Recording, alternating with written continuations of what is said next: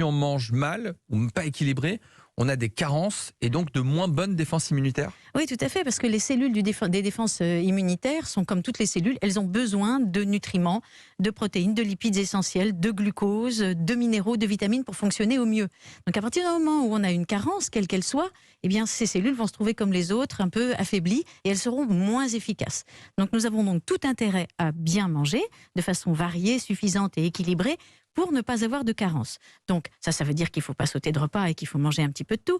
Mais parmi tous ces aliments, il y en a quand même quelques-uns qui sortent du lot, car dans les recommandations, il y a 2 vitamines qui sont parues particulièrement impactantes dans le domaine des défenses immunitaires, c'est la vitamine C et la vitamine D. On va détailler tout ça après, mais on est d'accord, une petite nuance pour démarrer cette émission, on est d'accord que tout ce que vous allez nous expliquer sur la vitamine C, la vitamine D et d'autres, ça ne nous empêche pas de devoir être très vigilants vis-à-vis des gestes barrières. Ah mais bien sûr, les gestes barrières sont là pour nous éviter d'attraper le virus. Porter le masque, se mettre du gel en permanence, la distanciation, etc. Bon, ça c'est pour éviter d'attraper le virus.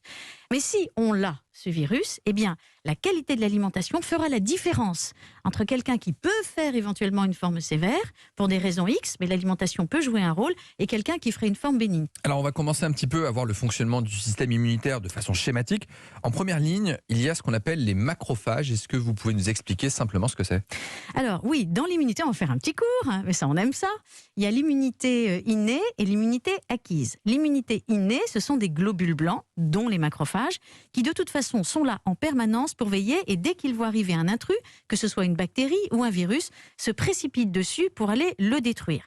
Il y a ça, et puis des natural killers, voilà. Donc bref, allez hop, c'est opération destruction. Ça, c'est l'immunité innée. Et puis il y a l'immunité acquise qui repose sur ce qu'on appelle des lymphocytes, qui sont également des globules blancs. Il y a 2 catégories de lymphocytes. Les lymphocytes B qui vont sécréter des anticorps, qui sont un peu comme des flèches qui vont aller attaquer les antigènes du virus et le détruire.